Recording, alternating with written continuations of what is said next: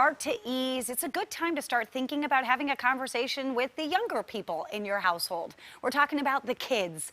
Dr. Jim Polo, he's the Behavioral Health Medical Director with Regence.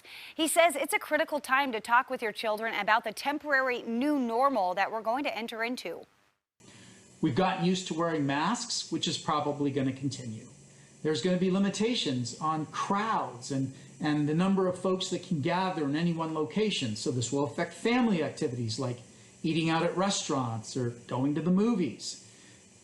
Parents that have adapted to working at home might continue to be working at home. So yeah, things are just going to be different. Dr. Polo says there are a number of things that are going to be an adjustment for us. He says it's also really important to focus on the fact that your child is likely still coping with loss, as well as they missed out on a lot. They missed out on the end of their school year. They missed out on graduation. So Dr. Polo says as we transition back to socializing, it's really important to help teach kids what safe social connections look like for them in the future. For little children, how close can they actually be with each other and play with each other? And for older kids, can they gather in large crowds, and can they go to parties, and can they do the kinds of activities that potentially would expose them to potentially getting infected? And can they be around adults? And do they need to be careful on older adults whom they might potentially also infect?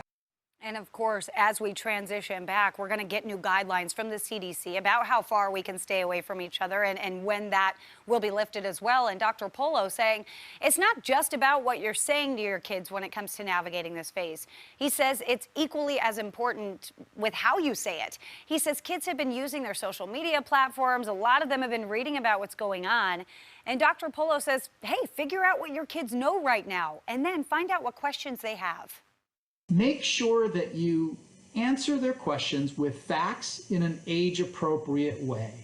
Make sure that you give them the information that allows them to understand what's real and what isn't relative to what's been happening with the COVID crisis. Dr. Polo says while it is normal for kids to feel anxious during this time, reassure them that things are going to be okay.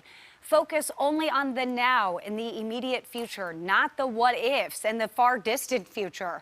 Dr. Polo says children take their cues from adults. So if you're worried and anxious, there's a really high probability that your kids are going to be worried and anxious too. So reassure them that they can always come to you with questions and that you're going through this with them. And of course, we continue to make your health a priority while we navigate this pandemic together. If you'd like more information on this story and other healthy living stories, just go to Q13Fox.com/healthy living. Now to a bit of good news. Life slowly